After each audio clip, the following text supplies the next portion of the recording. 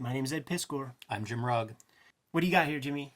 Octobriana, 1976, world's first fluorescent blacklight comic book. In stores now everywhere. Wide release happened this week, so you can get this wherever you buy comics, online or in person.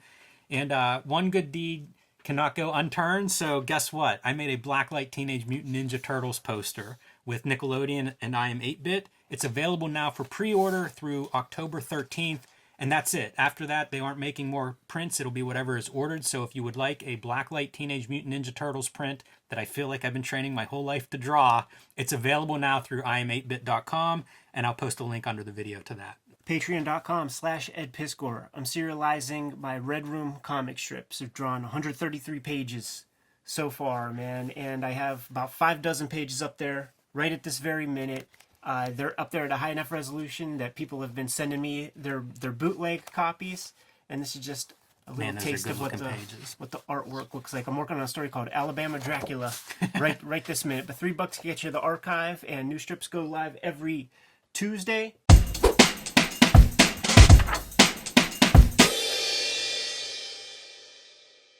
Keeping up with the horror theme of our Kayfabe October 2020 videos. The anatomy lesson, Alan Moore's kind of retooling of the Swamp Thing mythology. Yeah, this is, in my mind, this is the beginning of the British invasion. I know there were examples before this. This is when I think of, like sort of announcing Alan Moore to American audiences. Again, I realize there are some examples before this, but this is the thing. This is the book that I think you can point to and be like, it all changes with the release of this book. Yes, there was an issue before this that is never collected in the trade paperbacks or anything, but it is out. Like Alan Moore wrote it, Totleben drew it. I think Dan Day was the inker on that thing, and it's a tongue-in-cheek chase comic. It still fits within the tropes of DC, but that was like more sloughing that off. Got to get this one out of the way because I need to kill Swamp Thing so I could bring him back in my own way. This is an incredible horror comic, man. It really is. And, we say it every time we talk about Swamp Thing is how incredible Bissette and Totleben are instrumental in making this atmosphere what it is. And you see it from the beginning, man. The page layouts are stunning. And we've discovered through our shoot interviews that Rick Veitch was helping Steve Bissette with his deadline troubles from issue 1, from the first the first main issue of the arc. And it's a monkey's paw kind of tale, man. Be careful what you wish for, sort of thing. They got a hold of Swamp Thing in that previous issue. They have him in a cryogenic state, and we have Woodrue right here, man, the Floronic Man in his human state, running some tests on the guy. Yeah, this rich guy that got hold of Swamp Thing's body. I don't know if it's clear what he's looking for information-wise out of this, but he brings Woodrue, gets him out of jail to come here and basically study this body and get him some answers. Holland, Dr. Holland, Swamp Thing's human alter ego, at least we think so, was working on this plant regeneration growth kind of stuff whenever everything went wrong and Swamp Thing emerged. And so the idea is, what is this, what's in his cells? How does this work? How did he grow? Is it something that we can use, commodify, weaponize, buy and sell? And so that's basically the task at hand here, is to understand Swamp Thing. Keep him in his cryogenic state. I always love how Steve Bissette draws those crazy eyebrows, by the way. What a great concept, though. If you're Alan Moore starting your run, more or less, with this issue, let's study this character. Right. The anatomy lesson isn't for this rich dude. It's for us, the readers. We're going to see, and maybe for Alan Moore, the writer, to have some fun exploring this character and what is he? What makes him different than Superman or Batman or whoever? Everything you thought about the character changes now. And it has to do with the autopsy that's going down as Woodrue pulls out these cabbages that look like human lungs. And this cantaloupe that thinks it's a heart. Yeah, it's so bizarre, this whole story. What again, it really does announce a change. This is a story that is strange. I wondered about the useless heart and the unworkable pseudo-kidneys. And the idea is that, how far do we go to we discover that? Ah, yes, it's couple days, man, Woodrew's doing his research and comes across the study with the planarian worms, these little worms that were able to be taught how to navigate a maze, and other ones were not. But they cannibalized the smart worms, and through some magic of science, they absorbed the thoughts of the smart planarian worms. And that's his explanation for how Swamp Thing works. He isn't Alec Holland. He is the swamp, and the swamp thinks that it was a man. Yeah, and Moore is very deft as a writer because it's not just the exposition. In the subplots of this story, he's establishing this dynamic between Woodrow and this old man. And it's not a healthy dynamic. Neither of them like each other. And so that is going on in the background. And when Woodrow's making these conclusions and presenting them, it just further heightens that tension. Woodrow thinks he's so smart. The old man is a self-made, million or billionaire and is not suffering Woodrow's intellectual superiority quietly. So there's a lot of tension between them. And this is really the information that the old man wanted. So in some ways, Woodrow's done. Right. He's accomplished his mission. Really great 2-page spread showing how the Swamp Thing version of the planarian worm gimmick. It's incredible. I have to show off the black and white version of this because look at how he's using black and white almost as like negative space, right? To have the water flowing through the middle of it, even though the black is actually Swamp Thing's head. These guys are they strong visually. Amazing designers, man. So the old man fires Woodrow, but also gives him a moment or two, with his back turned to him, essentially, allowing Woodrow to manipulate this keyboard a little bit that controls this whole giant structure that the millionaire lives in. Looks like his flexi skin is coming off too, man.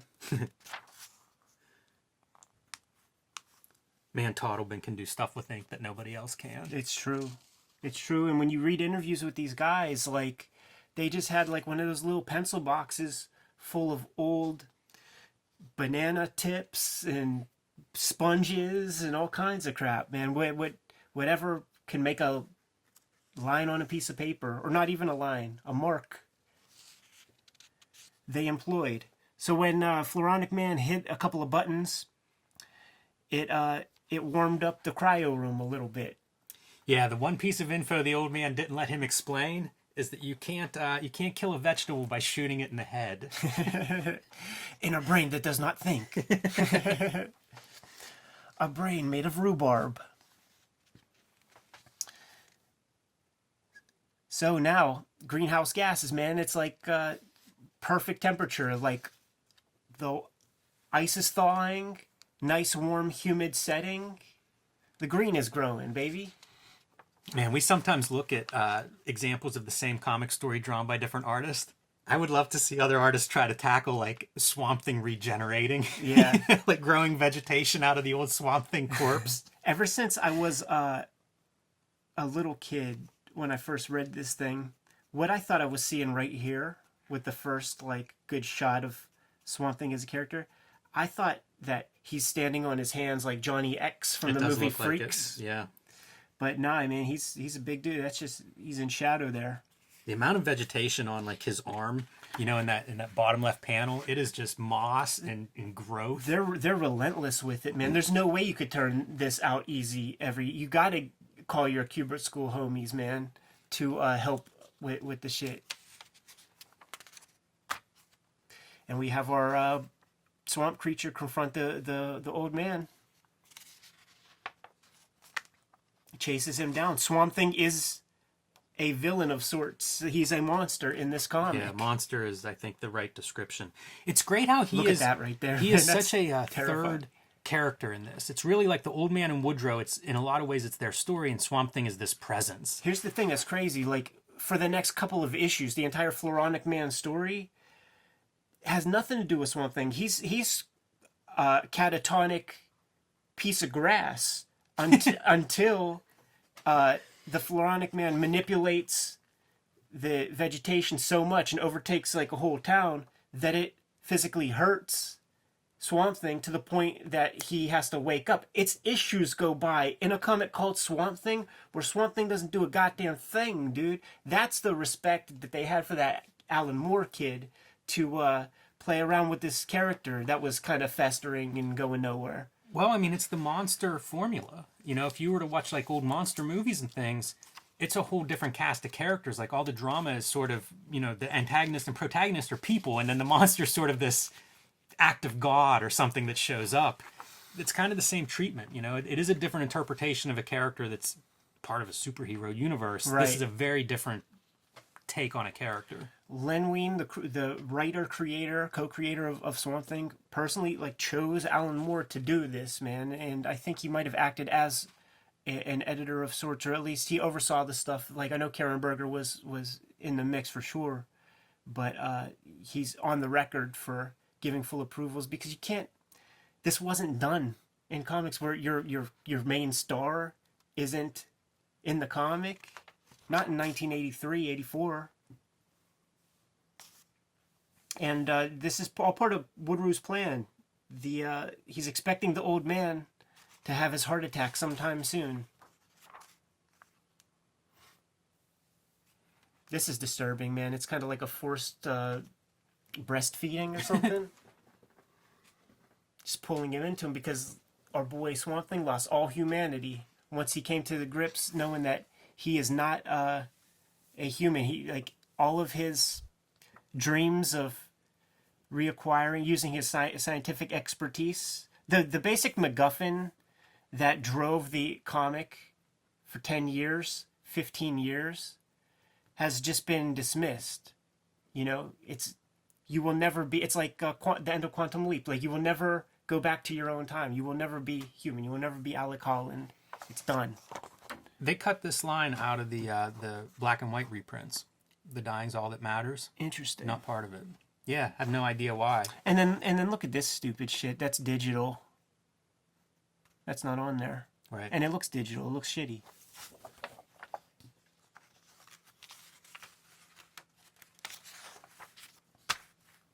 Last page, man. Floronic Man is kind of enjoying the spoils of war, the fruits of his labor. Yeah, and worth showing off, you know, that's your first page. This is, again, Alan Moore, man, one of his early DC comics, but we see some stuff that he's going to do again and again, you know, at least throughout the DC stuff, is this kind of like parallel and bookends and repeating certain things. We end it with Universal Monsters zapping of the building, man. It's alive. It's alive. Yeah, it's raining in Washington tonight, on page 1 and on page 20. Heck of an intro and very strong start to a very promising series that, no pun intended, bears a lot of fruit. It definitely is that different direction. You know, like he establishes the monster stuff, which will run through most of his run, if not all of his run, and a radical reinterpretation of a character, you know, like a corporate superhero character. I wonder how effective this is without that art team. You know, there are lots of great artists for sure that work in this monthly system. I remember seeing Dave Gibbons' pages, Swamp Thing trial pages, which is about as different as you can get stylistically from Totleben and Bissette. And I just wonder, like, with this kind of monster direction, this horror monster direction, could you do it with almost anybody else? And I don't know if it would have that impact. You know, like, we look at this and Alan Moore is the first name that comes to mind, but it is a supreme comic. It's one of those comics where, like, the whole is so much greater than the parts. The art team, it's a great collaboration in a world with very few great collaborations, the comics world. Yes. And I wonder if you were to change that art, if we know Alan Moore, if we know Swamp Thing. I think that it would be a completely different comic. There are elements that happen in the subsequent issues that Steve Bissette, in our shoot interviews with him, revealed certain parts of his own life that are in the comic. When he's talking about his wife working in like a school for autistic kids, that's like 2 issues later. That's in here. So one of Moore's great strengths is building some fraternity, some relationship with the collaborators. I think that is key to the great collaborations he's had. He's had most great collaborations in comics have Alan Moore in the mix. And I think taking that time, getting to know the people you're actually working with, being allowed that opportunity, because we know people in comics that didn't even know if they were allowed to search online to find the email Right. of the artist they were working with for fear of losing their gig. It would have been a different comic, you know. Yeah. Like they spent time getting to know one another, and the pitch that Bissette and Totleben did when they were doing sample pages, from what Moore says, there's recently been an unearthed set of interviews you can find on YouTube. It spoke directly to like sort of what Alan Moore wanted to do. So it's like one of those perfect pairings, and we got some amazing results with that for, you know, number of years worth of monthly output from the guy. Yeah, probably the safe thing to assume is if it were a different art team or artist, Moore writes differently for them. Probably. Exactly. Well, man, what a cool start to a legendary run. Probably not the last Swamp Thing we're gonna dig into. Nuke face, I hear you calling. Kayfabers, like, follow, subscribe to the YouTube channel. Hit the bell. We'll notify you when new videos are available. Octobriana is in stores now. What else? Blacklight Teenage Mutant Ninja Turtles poster available right now, designed by me, available through iam8bit.com, link below the video. Patreon.com/EdPiscor, serializing my Red Room comic strips, new pages every Tuesday or online. You can subscribe to the Cartoonist Kayfabe e-newsletter at the links below this video. You can find Cartoonist Kayfabe t-shirts and merchandise at the links below this video. I ain't fooling. I'm going to read those Nuke Face Papers comics, man. Give them the marching orders, Jimmy. Read more comics. Moore.